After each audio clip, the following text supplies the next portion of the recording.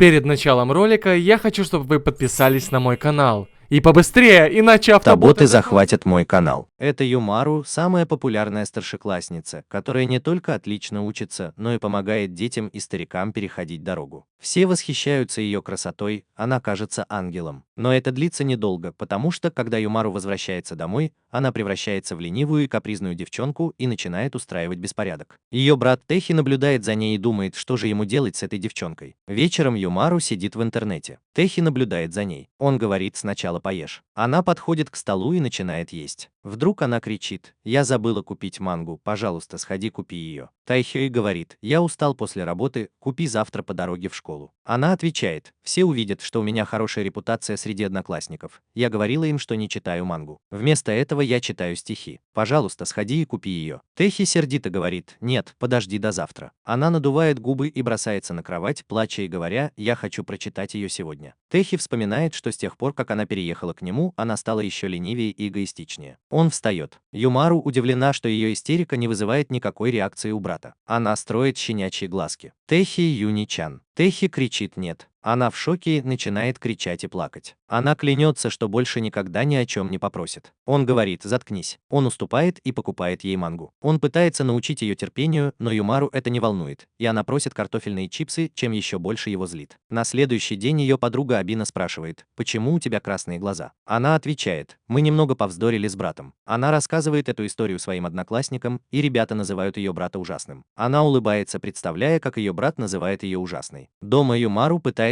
поговорить со своими хомячками. Кехей спрашивает ее, что она делает. Она отвечает, что просто рассказывает им, как от ее ног воняет, когда она ходит. Затем она подходит к своему монитору и говорит ему, что учит их снимать видео. Есть конкурс. Видео, набравшее больше всего просмотров, получит приз в 1 миллион иен. В интернете уже есть видео с домашними животными, которые набирают популярность. Она говорит, что если выиграет 1 миллион иен, то сможет купить себе что-нибудь, и делает жадное лицо. Затем она говорит, что будет учить хомячков водить ее в туалет, а еще приносить ей картофельные чипсы и колу. Техи слушает ее глупые фантазии. Позже, когда он работает, Техи вспоминает, как она просила его купить хомячков, но он отказался. Она начинает плакать и говорит, что чувствует себя одинокой, когда его нет дома, поэтому ей нужен хомячок. Все слушают и смотрят на него с ненавистью, удивляясь, как он мог заставить милую девушку плакать. В итоге ему пришлось купить ей 2 хомячков. Теперь, после всех этих переживаний, она счастлива. Он что-то вспоминает и подбегает к Юмару, спрашивая: «Ты уже почистила клетку хомячка?» Но она уже крепко спит и видит во сне 1 миллион иен. Позже той ночью Техи не может уснуть из-за того, что Юмару постоянно щелкает мышкой. Хомячки бегают, а Юмару смотрит видео с победителями, намекая, что кто-то другой выиграл конкурс. На следующий день Юмару идет в школу с Ибиной. Все обращают на нее внимание, потому что она красивая. Ибина чувствует себя рядом с ней некрасивой. Юмару спрашивает, что случилось. Она отвечает: «Просто все на тебя смотрят, потому что ты милая». Юмару говорит, что ты тоже милая, и это трогает Абину. На уроке Сельфина подходит к Юмару и хвастается, что у нее 99 баллов. Она смотрит на оценку Юмару 100 из 100 и удивляется. Она звонит своей сопернице и уходит. Рядом с Юмару Абина получает плохие оценки и видит, как она плачет. Юмару успокаивает ее. На физкультуре Юмару отлично плавает и выходит первой из бассейна. Она предлагает помочь Матобе выбраться из бассейна, та выходит и уходит. Гриллс хвалит ее за то, что она обошла Матобу, лучшую пловчиху в школе. На уроке музыки все плачут, пока Юмару играет на пианино. Ее учитель музыки со слезами на глазах хвалит ее за невероятное мастерство. По дороге домой Абина хвалит ее как разностороннюю ученицу и говорит, что хотела бы быть такой, как она. Дома они прощаются. Абина живет на нижнем этаже рядом с Юмару. Войдя в дом, она бросает сумку и обувь и превращается в Чибумару. Она начинает кататься по полу, а потом бежит в свою комнату, перекатываясь по полу. Она быстро подходит к компьютеру и открывает его. Ее хомячки смотрят, как она сходит с ума, пока переодевается. Затем она выбрасывает свою форму. Она начинает печатать на компьютере и выглядит очень счастливой. Позже ее брат Техи смотрит на ее результаты теста. Она получила 100 баллов из 100 за каждый тест. Он удивлен, что ленивая Юмару получает хорошие оценки, пока лежит на спине и читает мангу. На следующий день в школе некоторые мальчики шепчутся о том, что, возможно, думает Юмару. Затем Юмару говорит: «Может быть, я сделаю это сегодня. Дома у нас много вредной еды», и Юмару смотрит на нее голодными глазами. Вот о чем она думала в школе. Она собирается съесть это сегодня. Она целый час выбирала вредную еду в магазине. Немного подумав, Юмару решает, что она посмотрит фильм и съест все это с колой. Вечером она заканчивает готовить и выключает свет, чтобы посмотреть фильм. Она открывает упаковку шоколадных чипсов и начинает их есть. Она чувствует себя такой счастливой, пока смотрит фильм. Ей хочется пить, и она пьет колу, чтобы запить печенье из шоколадных чипсов. Она доедает картофельные чипсы, открывает новую упаковку и начинает есть их. Она так рада, что у нее есть любимые закуски и любимый фильм, что засыпает. Вдруг появляется Тэхей и будет ее, чтобы позвать на ужин. Он говорит, что приготовил ее любимый стейк. Юмару удивляется и говорит брату, что уже наелась. Затем мы видим много зомби. Юмару стреляет в них, когда они приближаются, и говорит брату, чтобы он поторопился и перезарядил оружие. Он не знает, как это сделать, и тут появляется зомби и нападает на него. Он погибает. Они играют в зомби-игру, и брат снова проигрывает, а Юмару смеется над ним. Вдруг он смотрит на время и говорит, что ему нужно сходить в магазин за продуктами. Юмару надувает губы и идет за братом в магазин.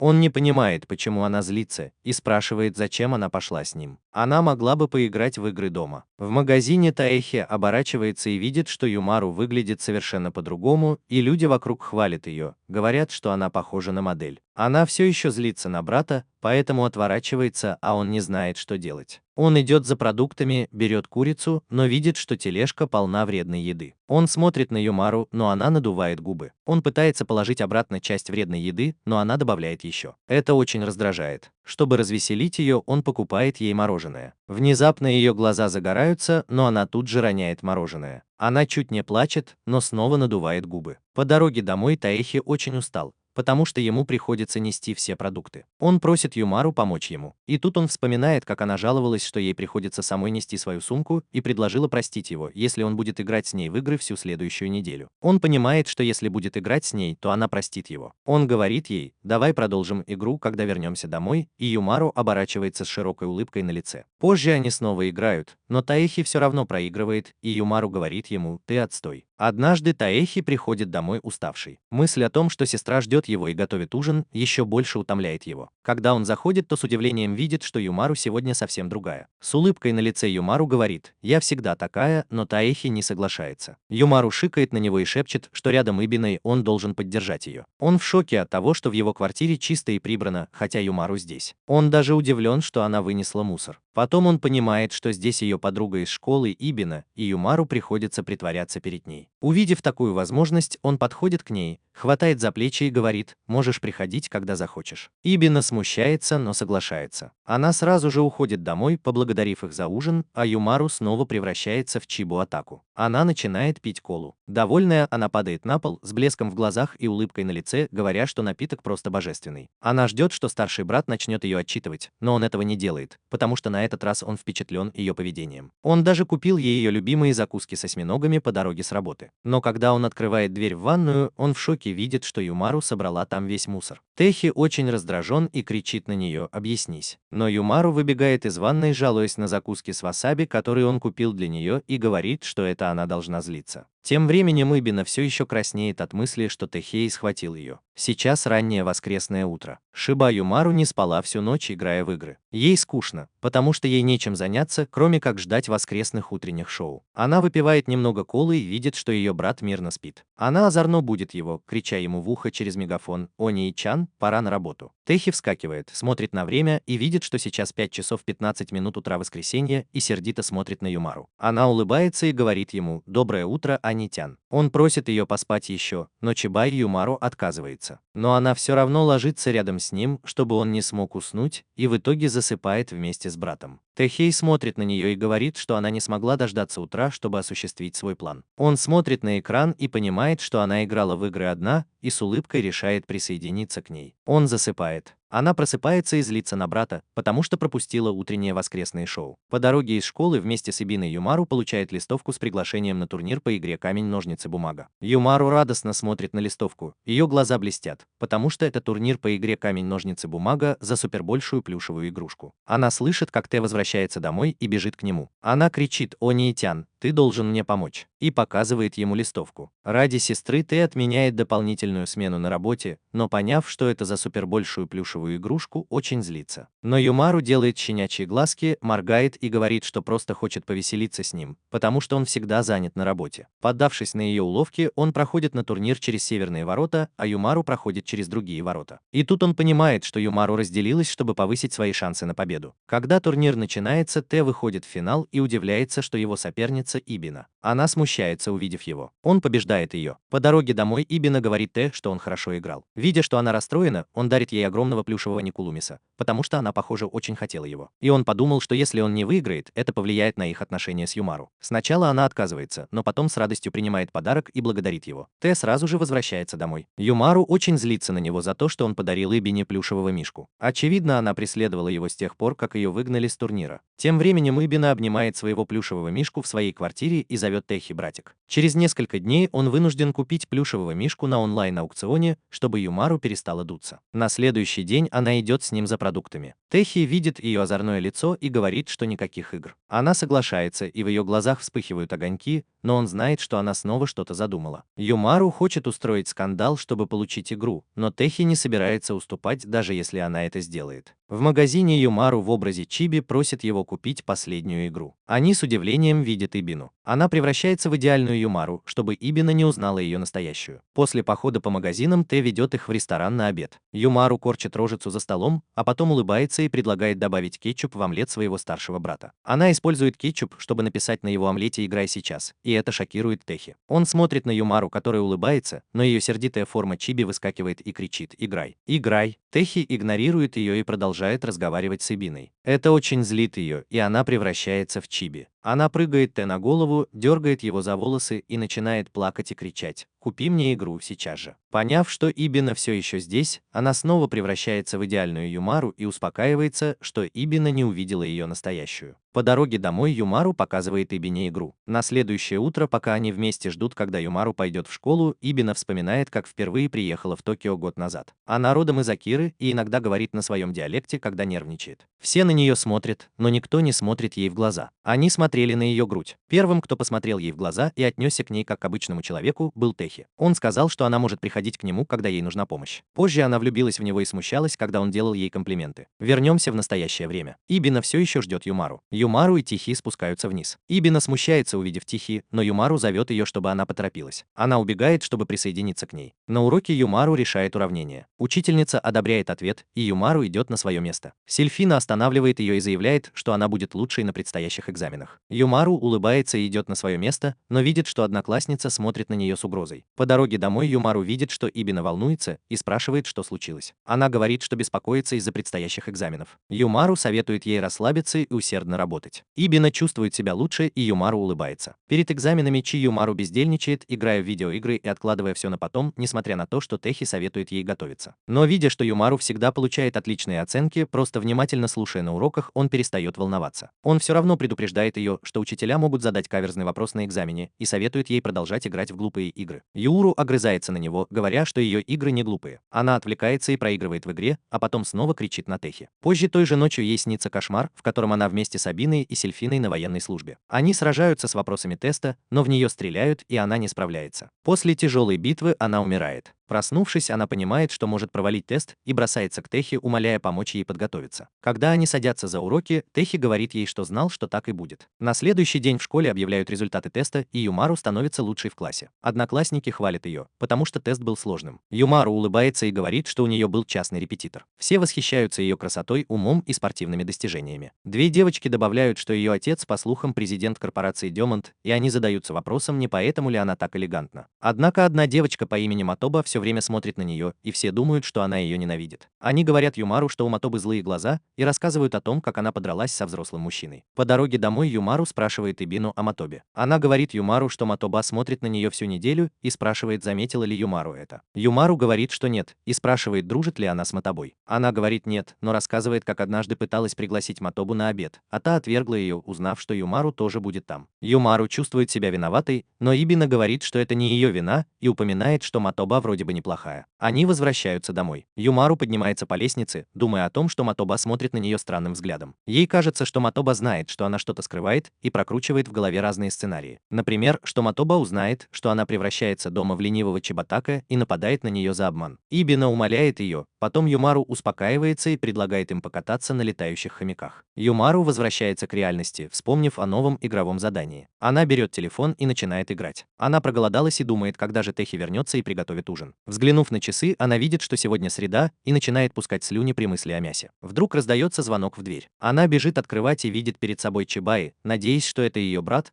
но к ее большому удивлению это Матоба. Матоба холодно смотрит на нее сверху вниз. Юмару Чибаи напугана и дрожит. Юмару думает, что ее секрет раскрыт, но Матоба, кажется, не узнает ее и считает милой маленькой девочкой. Они заходят в дом, и Юмару думает, почему она впустила ее. Матоба нервничает, а Юмару с любопытством наблюдает за ней. Она хочет что-то сказать, но застенчивая Матоба перебивает ее, быстро извиняется за то, что не представилась, и говорит, что ее зовут Матоба Кири. Затем она спрашивает, не младшая ли она сестра Юмару. Юмару удивляется, но быстро соглашается, что она младшая сестра Юмару Камару. Матоба сравнивает свою элегантность с элегантностью старшей сестры. Юмару возражает, но выглядит гордой собой, потому что придумала себе альтер-эго по имени Камару. Шибай Юмару понимает, что Матоба чувствует себя комфортно с детьми и любит их. Матоба объясняет, что она не преследует Юмару, а пришла вернуть ей студенческий билет, который та потеряла. Она также говорит, что хочет подружиться с Юмару, потому что восхищается ею. Юмару благодарит ее. Матоба взволнованно просит разрешения называть ее госпожой, и Юмару это кажется странным. Тэхей возвращается домой и с удивлением видит Юмару в образе Чиби, которая принимает у себя одноклассницу. Юмару представляет Матобу как свою новую подругу. Он пытается поздороваться с ней, но ее ледяной взгляд заставляет его отступить в ужасе. Затем Юмару понимает, что Матоба стесняется разговаривать с кем-либо кроме детей. Во время тренировки по плаванию в школе Юмару лидирует. Тренер хвалит ее за новый рекорд. Ибина все еще без сознания. Сильфина очень зла. Юмару элегантно снимает очки, и Матоба восхищенно смотрит на нее издалека. На следующий день Матоба приходит к своей госпоже Камару. Она мечтает о том, чтобы Юмару стала ее мечом и щитом. От этой мысли она краснеет. Камару видит ее лицо и спрашивает, что случилось. Матоба пугается и ничего не отвечает. Она пытается спросить Камару, как подружиться с Юмару, но в итоге замолкает, потому что смущается. На следующий день в школе Матоба идет по коридору с ледяным выражением лица. Другие ученики боятся к ней подойти, но Юмару замечает ее и подбегает, разрушая ледяную атмосферу. Она благодарит Матобу за то, что та составила компанию ее младшей сестре, и спрашивает, не хочет ли она пойти домой вместе с ней. Матоба выглядит испуганной, но соглашается. По дороге домой Матоба смотрит на Юмару с серьезным видом, а Юмару улыбается в ответ, но тут же замечает Ибину и становится холодной. Юмара это замечает и объясняет, что Ибина всегда провожает ее домой, потому что они подруги. Эти слова эхом отдаются в голове Натобы. Она злится. Ибина улыбается, напоминая Натобе, что они уже говорили об этом. Натоба еще больше злится, указывает в другую сторону и убегает. Через некоторое время Натоба снова приходит к Юмаре и говорит, что у нее есть соперница, которую нужно победить. Юмара выглядит растерянной и спрашивает, не она ли эта соперница. Тэхей приносит ужин, и они все вместе едят. В другой сцене Чиба, Юмара и Тэхей смотрят вместе фильм ужасов. Хотя ей было страшно, она держится мужественно и говорит своему старшему брату, что не боится. Но когда Тэхей уходит в магазин, Юмара остается дома одна и вспоминает сцены из фильма ужасов. На улице гроза и свет гаснет. Тэхей возвращается, чтобы занести белье в дом,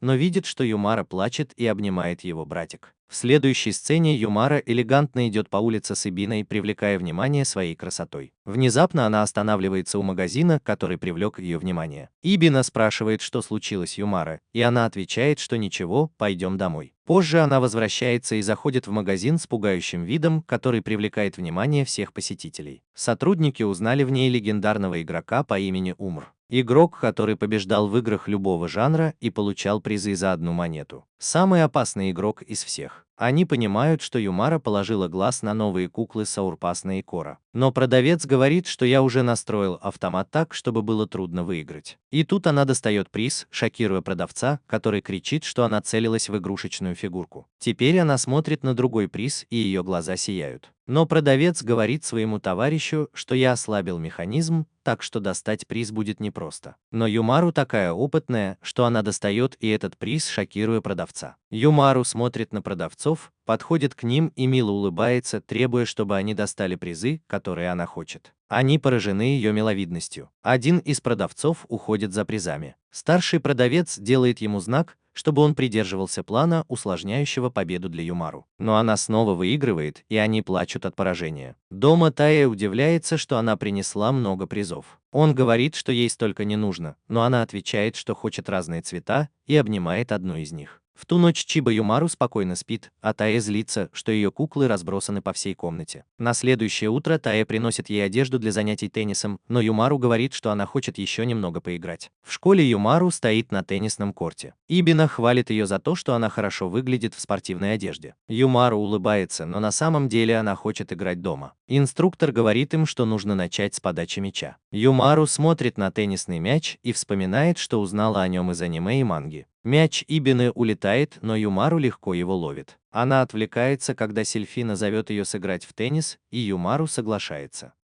Пора играть.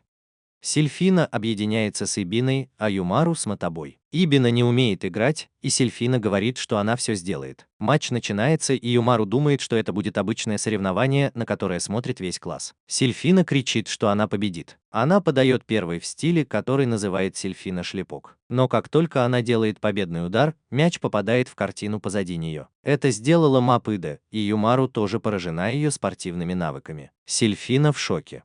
Теперь очередь подавать у Сильфины и Ибины. Ибина нервничает во время подачи, роняет мяч себе на голову, и Сильфина ругает ее. Теперь очередь подавать у команды Юмару. Юмару жалеет Ибину и подает аккуратно, чтобы не навредить ей. Сильфина с энтузиазмом бросается отбивать мяч, но задевает свою картину с цветами. Юмару снова подает аккуратно, и Сильфина снова бросается на картину. С блеском в глазах Сильфина хвалит Юмару за отличную подачу, но говорит, что это только начало. Юмару удивленно смотрит на нее, а потом замечает ее разбитые колени. Она продолжает подавать аккуратно, а Сильфина отбивает силой. Мотоба тоже бьет по мячу. Она думает, что защищает Юмару, потому что любит ее. Эта мысль приводит ее в замешательство. Они продолжают подавать, но их инструктор спрашивает, знают ли они правила. В конце концов, она просит их остановиться. Но Юмару все равно не останавливается, и Сильфина тоже старается изо всех сил. Позже Юмару устало лежит на полу, и Техи спрашивает, что случилось. Она отвечает, что слишком устала после игры. На следующий день в офисе младший коллега по имени Алекс дарит Техи подарок, который он привез ему из Европы, где был в гостях у своего дяди. Техи с улыбкой принимает подарок. Он приносит его домой, и это оказывается кивающий кот. Юмару смотрит на него с удивленным выражением лица и называет его уродливым. Позже в тот же день она играет с ним вместе со своими другими игрушками и случайно ломает его, когда спотыкается о стол. Лицо Юмару становится фиолетовым от страха. Она смотрит на сломанный подарок и представляет, как ее брат ругает ее. Она превращается в идеальную Юмару и начинает чинить сломанную игрушку. Она рассматривает игрушку, чтобы понять, с чего начать. Она гордится своими навыками и уверена в себе. Она находит информацию о механизме в интернете.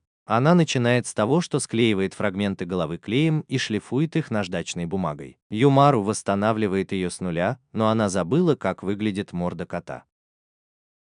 Она кричит от волнения. Она изо всех сил пытается вспомнить, как он выглядел, и, нарисовав его, кричит, потому что получилось неправильно. Она превращается в свою маленькую версию и начинает бегать вокруг стола, переживая, как отреагирует брат. В конце концов, она рассказывает ему правду, боясь, что он будет кричать на нее. Но он принимает ее извинения, и Юмару очень счастлива, но потом он спрашивает, откуда у нее материалы для новой игрушки. Юмару с улыбкой отвечает, что купила их с его карты. Тайхей кричит, откуда ты знаешь мой пин-код? На следующий день Юмару играет в игры, а потом записывает комбинации. Тайхи приходит домой и видит приглашение на турнир по видеоиграм. Юмару просит его присоединиться. В день турнира Тихи и Юмару находятся в игровом магазине. Юмару говорит, что собирается зарегистрироваться. Сразу после того, как она уходит, Алекс, коллега Тихи по работе, подходит поздороваться. Он говорит, что пришел за своей сестрой. Внезапно в магазине гаснет свет, и они слышат громкий хлопок. Таэхи в шоке, когда видит толпу фанатов, а Алекс объясняет, что турнир проводится для того, чтобы определить настоящего короля файтингов. Один из сотрудников магазина представляет игроков. Первым игроком оказывается действующий чемпион. Таэхи в шоке, потому что это его сестра. Алекс рад видеть ее, но притворяется, что тоже рад.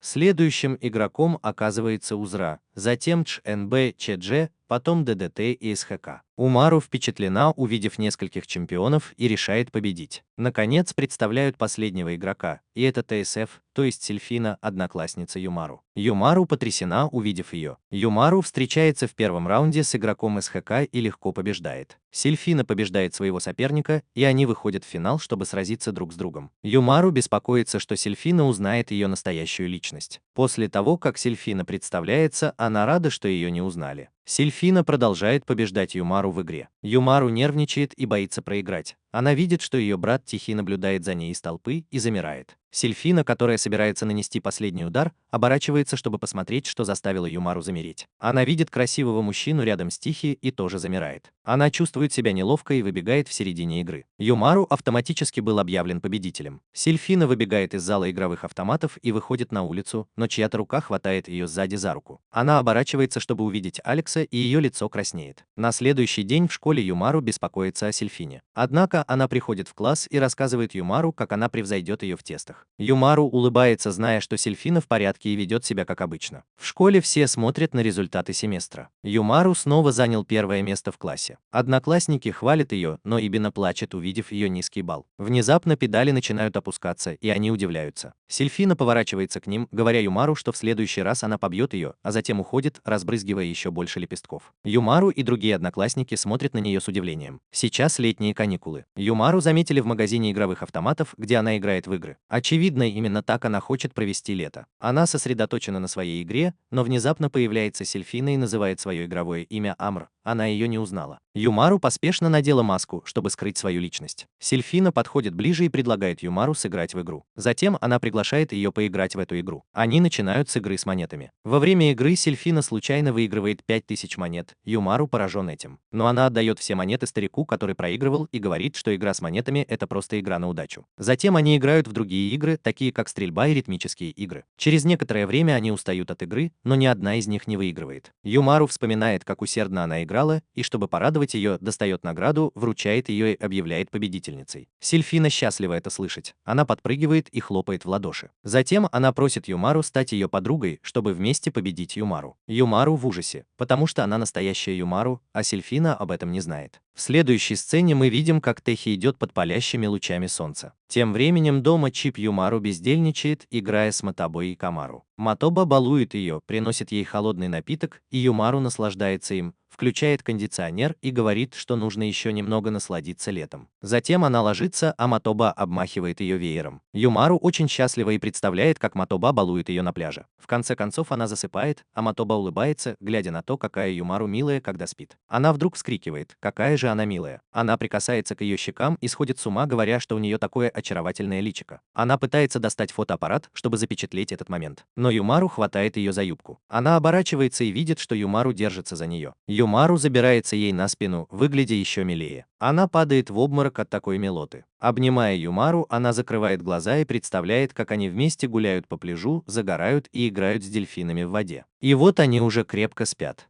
Техи возвращается с работы и видит, что Юмару и Мотобо спят. Разозлившись, что Юмару весь день не выключала кондиционер, он выключает его и открывает окно, впуская жару, от которой они просыпаются. Он говорит: «Вставайте, пора вставать». В следующей сцене Юмару занята своим планшетом. Система сообщает ей, что вода в ванной готова. Она идет принимать ванну, тщательно моется, а затем ополаскивается под душем. Затем садится в ванну, наслаждаясь успокаивающим действием воды. Некоторые люди любят долго принимать ванну, а некоторые быстро. Аза, например, принимает молочную ванну. Юмару предпочитает свой собственный стиль, который включает в себя кубики льда с разными вкусами, картофельные чипсы, мангу, журналы и водонепроницаемую игровую консоль. Она ест чипсы, не беспокоясь о том, что испачкает руки. Она даже берет с собой в ванну игру, читает мангу и ест кубики льда, которые тают в воде, снимая усталость после долгого дня. В этот момент Юмару замечает, что пузырьки в ее ванне перестали появляться. Она делает грустное лицо и хочет добавить еще, но вспоминает, как брат однажды отругал ее за то, что она тратит их впустую, и спрятал их. Она пробирается в комнату брата, пока он занят работой за компьютером. Она достает достает из ящика пузырек с пеной и пытается незаметно выйти из комнаты. Ее пугает звук клавиатуры Техи, и она испуганно оборачивается, думая, что ее поймали. Но видит, что брат ничего не заметил. Она убегает. Вернувшись в ванну, Юмару выглядит очень довольной, потому что пузырьков достаточно. Она чувствует себя очень расслабленной, но теперь ей хочется пить, и она долго не может выйти из ванны. Поэтому после купания Юмару выпивает бутылку колы. Тэ предупреждает ее, чтобы она не пила слишком много колы, но она выглядит слишком довольной. Она убегает за кофе, но спотыкается о лужу на полу, и кола выплескивается на нее. На следующий день Техи, стирая одежду, замечает, что у Юмару только толстовки с капюшоном, как у хомяка, а не одежда для девочки-подростка. Он открывает ее шкаф и видит там такие же толстовки. Он зовет ее и дает ей немного денег. Она удивляется, когда получает деньги, и спрашивает, не пытаешься ли ты ее подкупить. Хейхи отвечает, что это за покупки. Сходи и купи себе что-нибудь. На следующий день она приходит в торговый центр с Ибиной. Матоба ждет их. Юмару говорит Ибине, что он пригласил и Матобу. В этот момент она замечает Матобу, и они подходят к ней. Матоба благодарит Юмару за приглашение. Но она удивлена, увидев Ибину, так как думала, что они будут вдвоем с Юмару и Миком. Чтобы разрядить обстановку, Юмару говорит ей: давай пройдемся по магазинам. Они все поднимают глаза и удивляются, увидев множество магазинов в торговом центре. Они заходят в один из них. Юмару замечает дорогой наряд и подсчитывает, что за эту же цену она могла бы купить 60 бутылок колы. Бена заходит в примерочную с платьем и спрашивает, нравится ли оно им, но Матоба смотрит на нее так, будто терпеть ее не может. Юмару замечает, что между ними все еще есть напряжение. Она берет их за руки и говорит: давайте попробуем что-нибудь надеть. Сначала они примеряют бикини, затем симпатичный наряд. Потом они примеряют другой наряд, в котором выглядят по-настоящему красивыми и милыми. Потом она говорит им: теперь давайте купим то, что нам понравилось. Проходя мимо игрового магазина, она заходит туда, но потом выходит. Ее глаза загораются, когда она видит плакат с последней версией игры «Фантазия монстров». Она не знает, что купить, ведь брат сказал ей покупать только одежду. Наконец, Юмару выходит из магазина, потратив большую часть денег на новую видеоигру, и покупает дешевую одежду. Дома Техи проверяет свою одежду и спрашивает, почему она такая простая, на что Юмару отвечает, что это последний писк моды. На следующее утро Техи приносит завтрак и будет чай Юмару. Она остается в постели, и он говорит ей, что летние каникулы закончились. Юмару хочет еще поспать, но Техи настаивает, чтобы она встала и поела. Она лениво идет к столу. Он напоминает ей, что Ибина ждет ее, и она должна поторопиться. Юмару протирает глаза и начинает есть. Потом снова засыпает, и из носа у нее течет. Тэ кричит, чтобы она проснулась. Ибина гуляет с кошкой и ждет Юмару. Они вместе идут в школу и на работу. Тэ возвращается в офис, его коллега Бомба устало плюхается на стул. Он говорит, что работа только началась. Алекс просит его помочь, потому что его компьютер завис. Тэ проверяет его и удивляется тому, что видит на экране. Потом босс дает ему какие-то бумаги, и он идет их копировать. Коллега-женщина соблазнительно здоровается с Тэ, и это его шокирует. Во время обеда Алекс и Бомба хвалят содержимое ланчбокса Тэ. Они спрашивают, приготовила ли его девушка. Коллега-женщина, которая следит за Тэ, вздрагивает от мысли, что у него уже есть девушка. Он говорит им, что его младшая сестра готовит ему ланчбокс. Коллега-женщина с облегчением выдыхает, услышав это. Они спрашивают, симпатичная ли его сестра, он представляет ее и отвечает, что нет. Она обычная. После работы он идет в магазин за говядиной.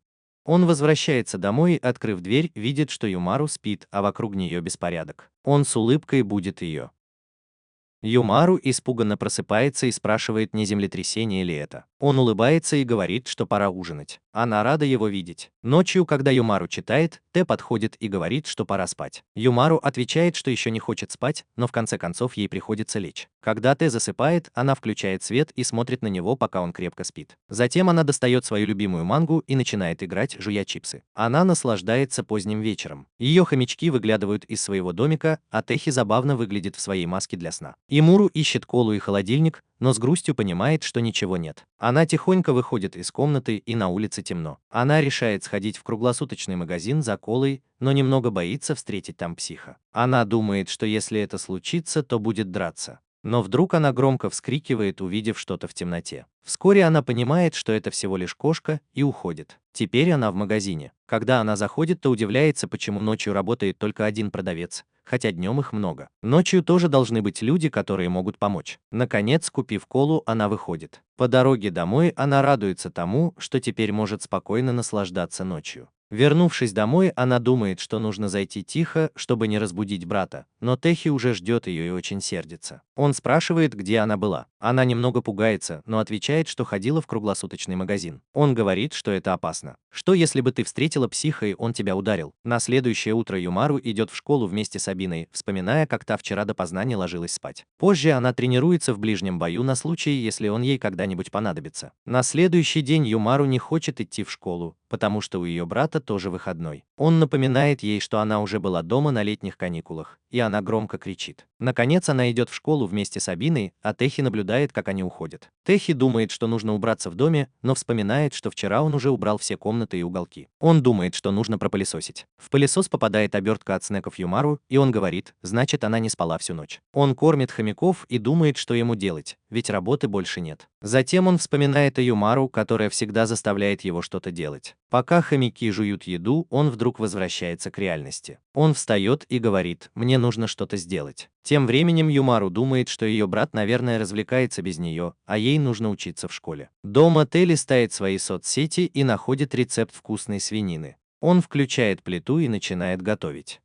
Затем он идет в свою комнату и пьет кофе. Не зная, чем еще заняться, он ложится и в конце концов засыпает. Ему снится, как Чи Юмару играет и зовет его по имени. Он открывает глаза и видит, что она смотрит на него. Юмару ругает его за то, что он весь день бездельничал. Позже Тэ включает компьютер, пытаясь закончить работу. Пока он пьет кофе, Юмару подкрадывается к нему сзади и пугает, так что он выплевывает кофе. Она показывает ему новую игру, в которой быстро прокачалась, но Тэ это не интересно, потому что он занят работой. Она говорит, значит, работа для тебя важнее, чем я. И делает обиженное лицо. Тэ кричит на нее, уходи, мне нужно закончить работу. Теперь она постоянно отвлекает его, когда он работает. Иногда показывает новые чипсы, иногда новую игру, а иногда просто тянет его за футболку, чтобы он пошел с ней. Устав от всего этого, Тэ решает поставить перегородку в их комнате. Пока Юмару кормит своих хомяков, она спрашивает перегородку. Тэ показывает ей, что они могут повесить занавеску, чтобы разделить комнату. Юмару думает, что личное пространство поможет ей расслабиться, и соглашается. Тэ думает, что личное пространство поможет ему работать эффективнее. Он говорит, хорошо, давай повесим занавеску. Юмару радостно бежит за личным пространством и начинает бездельничать. В тот вечер Тихи был занят работой. Юмару хочет что-то ему показать, но увидев, что комната разделена, она делает сердитое лицо. Она смотрит на него с грустным видом, но когда он оборачивается, она прячется. Она продолжает смотреть на него. Наконец он спрашивает, в чем дело. Она ничего не отвечает с надутым видом. Вдруг он видит, что Юмару показывает ему Юни-чан, но потом понимает, что там никого нет. На следующий день Юмару снова пытается разыграть его, но прячется, когда он оборачивается. Он зовет ее, она выглядывает, и он говорит, что с занавесками тесновато. Давай откроем их. Она улыбается. С тех пор Юмару постоянно достает своего брата. В следующей сцене мы видим, как Матоба подбадривает Юмару, пока та играет в игру. Внезапно она пугается, когда Тэ звонит ей и говорит, что купил колу. Он беспокоится, что она еще не чувствует себя комфортно рядом с ним. Юмару просит Матобу поиграть с ней, но та отказывается. Она делает грустное лицо, и Матоба соглашается. Теперь они готовы сыграть в игру под названием «Жизнь». Юмару начинает игру, нажимая на пульт. Теперь ее очередь. Она крутит колесо и бежит. Когда колесо останавливается, мы узнаем, что Юмару досталась роль мангаки и 10 миллионов иен. Юмару счастлива, а Тэхи и Матоба удивлены. Теперь очередь Тэ, он крутит колесо и бежит. Когда колесо останавливается, у него появляется шанс сменить профессию. Берил смотрит на него, пока он думает, какую профессию выбрать. Игра продолжается, и Юмару выигрывает еще 50 миллионов иен, на которые она покупает необитаемый остров и живет там как королева. Тэ усердно работает и получает 5 миллионов иен, он открывает свой ресторан и становится шеф-поваром. Теперь у него в игре семья с 3 детьми и женой. Натоба выигрывает золотую медаль, так как усердно тренировалась, чтобы стать пловчихой высшего уровня, и 10 миллионов иен. Но она получает травму, поскользнувшись на банановой кожуре, и удача отворачивается от нее. Она уходит из плавания, и появляется бог бедности. Тэхи, увидев ее состояние, решает закрыть свой ресторан, чтобы помочь ей. Юмару говорит, ты потеряешь деньги, как Матоба. Он отвечает, я помогу Матобе, и Юмару улыбается. Юмару приходит к Матобе, которая еле сводит концы с концами, работая на низкооплачиваемой работе, и говорит ей, не сдавайся. Они заходят в новое место, и она оборачивается и улыбается. Тэ тоже там, он поддерживает ее, а когда она видит его, то краснеет и случайно ломает пульт. Юмару и Тэ смотрят, как она проверяет пульт, извиняясь перед Юмару за то, что сломала его. 26 сентября – день рождения Юмару. Она смотрит на свой список желаний и думает, чтобы попросить у брата. Она говорит, я хочу, чтобы он купил все, что я написала. Когда брат просыпается, она подходит к нему и с улыбкой говорит, доброе утро, Уни-чан. Затем она идет за ним, и когда он начинает чистить зубы, она улыбается, думая, Уни-чан ведет себя как обычно, Отлично, может быть, у него есть для меня сюрприз. Она начинает подмигивать, но потом понимает, что он ничего не помнит. Потом она звонит брату и говорит: «Я ухожу в школу». Когда она идет в школу, она проверяет телефон, чтобы убедиться, что сегодня 26 сентября. В классе одноклассники поздравляют ее с днем рождения. Юмару благодарит их за то, что они помнят. Абина отвечает: «Как мы могли забыть?». Матоба заглядывает в класс, и когда Юмару видит ее, она зовет ее войти. Матоба стесняется, но все равно заходит и дарит ей подарок, за что Юмару ее благодарит. Позже Юмару кажется немного грустной, когда она рассматривает свои подарки, думая, что все помнят, а ее брат забыл про ее день рождения. Вдруг она вспоминает лицо Т и думает, что он, возможно, готовит ей подарок на день рождения. Она хочет пойти домой. Сильфина стоит на улице и репетирует, как подарить Юмару цветы на день рождения. Юмару пробегает мимо нее, чтобы скорее попасть домой. Она взбегает по лестнице, открывает дверь и заходит. Она смотрит на Техи, который украшает дом к ее дню рождения. Она улыбается, а Техи смущенно приветствует ее, потому что попался, и она начинает его дразнить. В следующей сцене Техи убирает в доме, а Чебумару играет в игру. Она просит его принести колу, пока она играет. Он приносит колу и смотрит на нее. Она говорит: «Спасибо, Аничан». Затем он уходит заниматься другими делами, думая, что Юмару стала еще ленивее. Вдруг она зовет его и просит принести чипсы. Он дает ей чипсы и идет в ее комнату за мусорным пакетом, чтобы выбросить его. Юмару снова зовет его, обращаясь к нему как к Аничану. Т останавливается и спрашивает, что случилось. Она отвечает, что просто захотелось сказать, и он раздражается. Он кладет пакет в мусорный мешок и выносит его, пока хомяки Юмару бегают. Позже Юмару выглядит немного расстроенной и спрашивает брата о коробке, в которой была ее кукла. Техи смотрит на нее и говорит, что выбросил ее утром. Она в шоке, услышав это, роняет куклу. Она спрашивает, почему, и Т говорит, что подумал, что она ему не нужна. Она думает: «Ну, мне все равно». Но Техи паникует, спрашивая, была ли она очень важна, и смотрит на нее. Она оборачивается, ухмыляется, а потом поворачивается к нему с заплаканным лицом. Ее слова пронзают его, и она громко плачет. Техи в полном отчаянии. Она улыбается, думая, что заставила его почувствовать вину, и прыгает в кровать. Позже той ночью Юмару просыпается и начинает искать Техи. Она обыскивает весь дом, зовя Унсина. Затем она идет в свою комнату и видит свою куклу. Когда она берет ее, то вспоминает, что раньше обидела его, и ей становится стыдно. Но потом она выбегает из дома со слезами на глазах, а Тити возвращается домой. Она бросается к нему и обнимает, как милого щенка. Потом Тити объясняет, что выбросил твою куклу, поэтому купил тебе новую. Юмару продолжает плакать и говорит: «Тебе правда не жалко, Юнитян?» На следующий день, когда Юмару уходит, Таихи спрашивает: «Тебе правда нравится кукла, которую я купил?» Она признается, что не расстроилась из-за того, что он выбросил старую. Таихи понимает, что его обманули, и злится. Она оборачивается и улыбается ему. Однажды Ибина приглашает Юмару и Таихи на обед. Пока они идут, Ибина говорит, что они идут в магазин рамена. Юмару очень взволнована, а Таэхи вспоминает, что не разрешал ей есть рамен дома, так что она сможет попробовать свой любимый. Они приходят в ресторан, и персонал встречает их с радостью. Таэ проверяет, чисто ли на столе. Юмару показывает, какие блюда они должны попробовать. Приносят рамен, 1 горячий красный рамен и 2 двойных чесночных. Бабина пытается разделить палочки, а Юмару и Таэхи спокойно справляются с этим. Юмару делает первый укус, и ее маленькая фигурка в голове кричит, что это вкусно, и говорит, что к рамену хорошо подойдет кола. На самом деле она ничего не выражает, пока ест. Кабина смотрит на ее полную рамена ложку, а потом на Юмару, восхищаясь, как элегантно она ест. Тай жалуется, что его еда слишком горячая, а Юмару называет его большим ребенком. Ибина просто смотрит на них. Когда они спрашивают, в чем дело, она улыбается и ничего не отвечает. После обеда они все расходятся по домам. Юмару и Т благодарят Ибину за угощение. Ибина останавливается и вспоминает, как Юмару была счастлива, когда ела рамен. Затем она убегает и говорит, что они еще как-нибудь придут. В следующей сцене мы видим Барака. Т сидит в баре со своим коллегой Бомбой, который жалуется ему на проблемы в отношениях. Он выпивает сразу целую бутылку пива и просит еще одну. Затем он спрашивает Техи, есть ли у него девушка. Т отвечает, что никто не спрашивает, с чего он взял. Бомба говорит, что другие видели его с симпатичными девушками, и спрашивает о них. Т отвечает, что они, наверное, видели его с сестрой. Бомба не верит и говорит, что какой парень будет ходить по магазинам со своей сестрой. Затем он злится и говорит, что мысль о том, что у тебя есть девушка, бесит его. Техи только кривится, а Бомба вдруг начинает улыбаться и спрашивает, можно ли ему пойти с ним домой. Техи хочет сказать нет, но разрешает ему прекратить распространять ложные слухи о том, что у него есть девушка. Они едут на поезде к Техи, и Бомба очень взволнован. Они приходят домой и видят, что Чиба Юмару спит. Сначала их лица ничего не выражают, но вдруг Бомба громко кричит: «Боже, она такая милая». Он говорит, что у тебя такая милая сестра. Техи говорит ему: «Теперь, когда ты увидел мою сестру, иди уже домой», тянет его за собой и называет извращенцем, но Бомба хочет еще немного посмотреть. В этот момент она просыпается и видит, что Бомба смотрит смотрит на нее. Она громко вскрикивает, прыгает на его колючие волосы, пытаясь их пригладить, думая, что ее брат изменился и его волосы наэлектризовались. Позже они прощаются с Бомбой. Бомба идет домой и, войдя в дом, заглядывает в комнату своей младшей сестры. Оказывается, его младшая сестра Матоба. Она спрашивает, что такое. Он зовет ее по имени, садится и предлагает ей покататься на спине, как на лошадке. Матоба смущается, берет палку и бьет его. На следующий день Юмару гуляет с Сильфиной в игровом центре. Она говорит, что хочет зайти в магазин сладостей, и Юмару ведет ее туда. Сильфина с восторгом смотрит на здание. Она восхищается всеми автоматами с конфетами, от автомата с пиццей до автомата с обезьяной Конгом. Она благодарит Юмару за то, что он не разочаровал ее, и выглядит очень счастливой. Магазин уже открыт, и они заходят внутрь.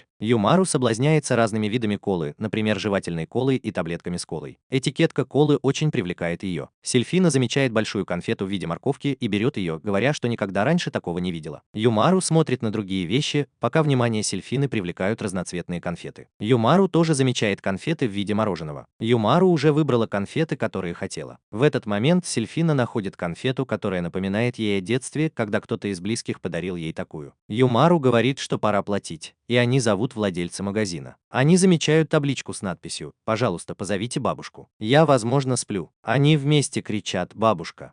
Потом они садятся и наслаждаются сладостями. На следующее утро Тэ отчитывает Юмару за то, что она ест чипсы по утрам, и говорит ей собираться в школу. Проводив ее и Ибину, он садится на поезд и едет на работу. После работы уставший Тэ возвращается домой. По дороге он видит симпатичную бездомную кошку и начинает ходить за ней по разным местам. Они встречают еще одну бездомную кошку, а потом та заходит в переулок. Тэхи теряется, но вспоминает, что уже был в этом районе раньше. Вдруг он видит плакат с кошкой и подходит ближе. Он вспоминает, как Юмару сказала, что это Мяумус, и понимает, что уже был здесь раньше. Он идет дальше, думая, что уже проходил здесь, но не помнит когда.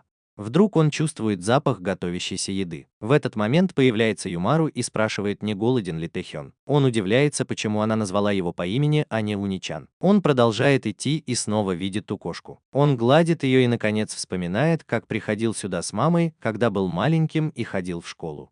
Он понимает, что вспомнил маму, а не Юмару. Это воспоминание помогло ему найти дорогу домой. На следующее утро Юмару выглядывает в окно и радуется снегу. Она идет к брату, который мечтает о том, как будет играть с милыми кошками. Тэ встает и говорит, что сегодня лучше остаться дома, потому что будет холодно. Шибумару готовит все для игры. Он смотрит на нее, и Юмару говорит, что они могут весь день сидеть дома и играть. Тэ отказывается и предлагает достать катацу, теплый стол для зимы. Услышав это, Юмару приходит в восторг и предстает в своей прекрасной форме. Тэ говорит первый: приберись в своей грязной комнате. Она начинает убирать, а Тэ смотрит на нее и ругает за то, что она делает это неправильно. Он представляет, что бы она делала без меня, полный бардак. А потом они собирают мусор в пакет. Юмару быстро расставляет все книги по полкам, в то время как Тэ начинает мыть пол. Внезапно он видит, что Юмару читает мангу и ругает ее, не давая расслабиться. Затем Юмару радостно расстилает теплое одеяло рядом с Тэхи. После того, как они закончат, оно будет выглядеть так аппетитно. Юмару просто скользит под него и чувствует себя таким счастливым. У нее возникает ощущение, что она на 7-м небе от счастья. Она вдруг что-то вспоминает и бежит к своему шкафу. Это было для нее из-за колы, игр и прочего барахла. Она говорит: я наконец-то закончил свой райский уголок. Тэ говорит, что здесь так тепло, правда, Юмару? Но вскоре он понимает, что Юмару уже спит. Именно в этот момент он вспоминает, что можно простудиться, если оставить верхнюю часть тела открытой. Он пытается сказать ей об этом, но она крепко спит, поэтому он решает разбудить ее позже. Тем временем Ибина ест фрукты, завернувшись в свое теплое одеяло. Натоба просто просит своего брата встать и лечь в его постель, качая головой, но он хочет быть рядом еще больше. Сильфина запрыгивает в свое теплое одеяло, ее брат улыбается, видя, что она счастлива. Вернемся к Юмару. Она все еще спит, и Тэхэй тоже засыпает. Им обоим снится, как они счастливо играют с кошками. Сейчас 24 декабря, за день до Рождества. Юру занимается рождественскими украшениями. Закончив, она говорит: да, сегодня Рождество, что означает зимний праздник. Все празднуют Рождество, но я останусь дома, потому что не хочу никуда идти, и проведу приятный вечер дома. Затем она смотрит на часы и радостно ждет, когда они с Тити смогут повеселиться. Тем временем Тахей и Бомба работают сверхурочно. Бомба перегружен работой и говорит: посмотри на эти стопки, их так много осталось. Тахей пытается его подбодрить, а Бомба говорит: может, вернемся в старые добрые времена, и напоминает ему о тех беззаботных днях. Затем он спрашивает: хочешь нарядиться Сантой вместе со мной? В этот момент Кано говорит: ты бездельничаешь? Бомба в холодном поту отвечает: я просто немного отдохнул, начальник. Она поворачивается к Тахею и ласково говорит: прости, что задержала тебя на Рождество, и Бомба ревнует. Затем она спрашивает: у тебя есть какие-нибудь планы на Рождество? Он отвечает: нет, я вернусь домой. Дома Юмару листает телефон, потому что ей скучно и ждет Тити. Она выглядит великолепно и чувствует себя одинокой. В этот момент раздается звонок в дверь. Она идет открывать и видит на пороге Таэй в костюме Санты, а рядом с ним Матобу. Матоба дарит ей рождественский подарок и начинает разговаривать с Таэй. Юмару смотрит на подарок, а затем читает сообщение от Абины с пожеланием счастливого Рождества. Она улыбается и благодарит Матобу за подарок. Тем временем Бомба возвращается домой в костюме Санты, но не находит свою сестру. Наступает канун Нового года. Бомба собирается праздновать Новый год с Тахеем. Он рассказывает, как ждал свою сестру в канун Рождества и в итоге получил от нее нагоняя. Юмура кормит ее хомяков, а потом говорит, что если бы Ибина не уехала к своей семье, мы могли бы пойти поесть рамен. Бомба спрашивает, кто такая Ибина, и она отвечает, что это моя подруга. Бомба представляет себе Ибину в образе Чиби, как Юмару. Зрительница думает, что ей стоило пригласить сюда Мадабу, пока она ест и слушает Техи. Затем они видят прямую трансляцию из Японии, где у храмов толпятся люди. Репортер сообщает, что Сельфина прибегает и поздравляет всех с Новым годом. Бомба переключает канал, где один мужчина бьет другого. Позже Бомба смотрит на часы, уже 11 вечера. Он собирается что-то принести, и Юмура взволнованно спрашивает, не собирается ли он танцевать самбу. Но Бомба приносит выпивку и куриные шашлычки с рисовыми крекерами. Тэ говорит, что они не могут это есть, потому что Юмура с ними, но Юмура вдруг убегает. Она приносит свои угощения, чтобы отпраздновать Новый год. У нее есть мороженое, чипсы и много колы, что шокирует мальчиков. Юмура говорит, что это ее фирменный новогодний набор. Бомба говорит, что за черт, красная и прозрачная кола. Юмура говорит, что кола неоспоримый король среди напитков. Затем Бомба и Юмура говорят, давайте веселиться. Юмура откусывает первый кусочек. Бомба говорит, что это вкусно, потому что он никогда раньше не ел курицу с чипсами и начинает есть больше. Техи говорит Юмуре, чтобы она тоже съела зеленый лук, и Юмура с удовольствием ест. Затем Юмура ест мороженое и говорит, что оно очень вкусное. Бомба открывает свою выпивку, а Юмура свою колу. Они оба начинают есть мороженое и вдруг громко вскрикивают от удовольствия. Затем она доедает мороженое, а Тэ молча смотрит на нее и тоже пьет свой напиток. Позже, когда Тэ разговаривает с Бамбо, они видят, что Юмару заснула. Она погрузилась в воспоминания о том, как провела последний год с друзьями. Бамбо спрашивает, не разбудить ли нам ее, чтобы встретить Новый год. Тэ отвечает, что пусть поспит. Новый год начинается, и они оба наслаждаются праздником с бокалом в руках. На следующий день Юмару играет и бездельничает, а Техи заходит в комнату. Он подходит к ней и садится, серьезным тоном спрашивает, помнишь ли ты свое обещание? Юмару спрашивает, какое обещание? И Техи напоминает ей, как в ноябре месяце отругал ее за беспорядок в комнате. Она говорит, что этот год почти закончился, и обещает, что начнет убираться со следующего года. Юмару вдруг вспоминает и кричит, о нет, уже начался Новый год. А Техи отвечает со зловещей ухмылкой, что теперь ты вспомнила. Она пытается оправдаться, но это его злит, и он ругает ее. Затем он говорит, что потом она может убраться в комнате, а сейчас они идут в храм, чтобы помолиться. Они приходят в храм, Юмару оглядывается и говорит, что здесь много народу. Мы видим 3 красивых девушек в кимоно. Затем Юмару замечает игру под названием «Удача» и говорит брату, давай сыграем. Она спрашивает брата, что он выиграл. Он читает свое предсказание. Затем они идут в другие магазины, видят, как играют обезьяны, и это напоминает Юмару о ее хомяках. Техи дает ей монетку для пожертвования в храме, и они заходят внутрь. Юмару смотрит на монетку Тэ, но бросает в воду монетку поменьше, и они начинают молиться. После молитвы они выходят, и Юмару спрашивает, что он загадал. Тэ отвечает, что желания не сбудутся, если мы кому-нибудь расскажем. Когда они подходят к дому, Юмару улыбается и говорит, давай сделаем этот год таким же хорошим, как прошлый, Уничан. Юмару говорит, мне нужна твоя помощь. Он спрашивает, какая помощь тебе нужна? Она отвечает, можешь начать с уборки в моей комнате. Техи злится, понимая, что она задумала. В следующей сцене мы видим Матобу в фартуке, она что-то замешивает. Она вынимает цветок, но часть лепестков падает. Ее брат Бомба наблюдает за ней из-за двери. Она начинает раскатывать тесто, но оно получается с дырочками. Брат появляется из-за двери и спрашивает, что она делает. Она пытается все спрятать. Но по содержимому на столе видно, что она делает сладости. Он спрашивает, скажи мне, для кого ты это делаешь? Она отвечает, заткнись и уходи. Услышав это, он разворачивается и уходит. Она ставит печенье в духовку и смотрит в книгу, думая о реакции Юмару, когда она отдаст ей печенье.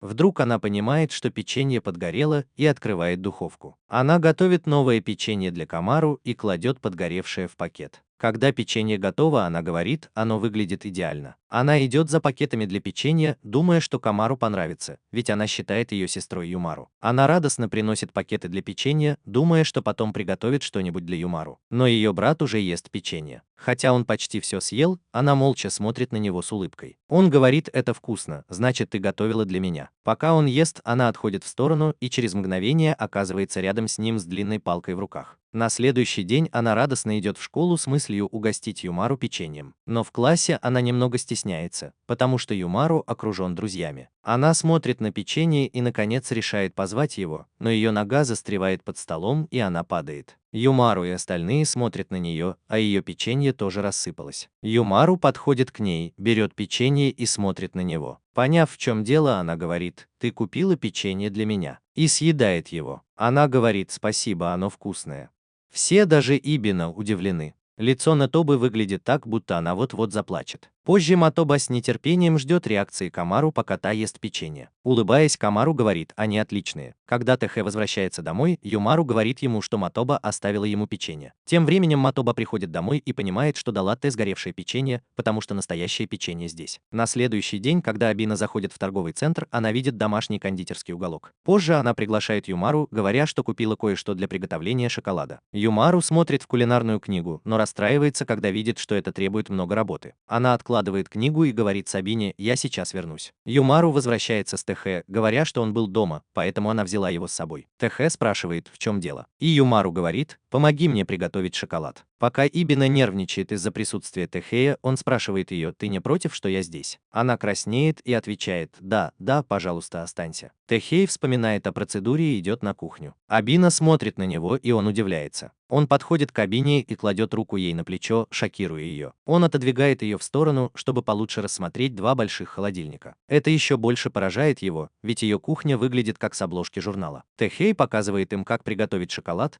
сначала измельчить, потом растопить, а затем придать форму. Готово. Девочки спрашивают: «Это все?» Тэхэй объясняет, что можно добавить сироп и получится ганаш. Абина говорит: «Звучит вкусно. Добавьте сливки и получатся трюфели, от которых Юмару пускает слюнки». Затем он говорит девочкам: «Помните, когда вы готовите шоколад, вы вкладываете в него свои чувства к получателю». Юмару вспоминает, как Ибина сказала, что хочет приготовить шоколад, и думает, для кого она его готовит. Тиихи начинает рассказывать им историю шоколада, и Юмару думает: сейчас начнется скучный урок истории. Ибина краснеет, думая о том, как добавить свои чувства в шоколад для Тэхэя. Они начинают готовить шоколад. Ибина улыбается, нарезая ингредиенты. Затем они смешивают их. Юмару добавляет в шоколад крекеры, и они ставят его в холодильник. Когда шоколад готов, Абина начинает писать имя получателя. Она волнуется, когда пишет имя Тэ, боясь, что он узнает, что он ей нравится.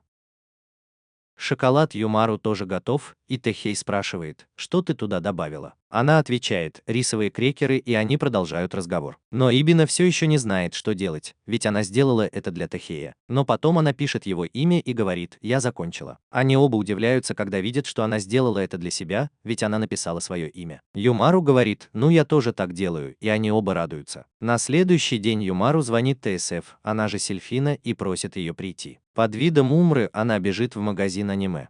Сильфина показывает Юмару диск, который она для нее сохранила. Юмару очень рада. Затем они начинают осматривать магазин аниме. Вдруг Сильфина видит товары из любимого аниме-сериала. Юмару предлагает еще немного походить по магазину, и Сильфина воодушевляется. Сначала они с восторгом рассматривают игрушки в виде милых котиков. Затем Юмару позирует как супергерой. Сильфина улыбается в маске рыбки. Потом она встает за странный плакат. Теперь они оба представляют друг друга в разных костюмах для косплея. Они смеются, наслаждаясь походом по магазину. Вдруг она видит своего брата и прячется, говоря: «Слава богу, он меня не заметил». Потом они садятся и говорят о том, как сильно они оба любят аниме.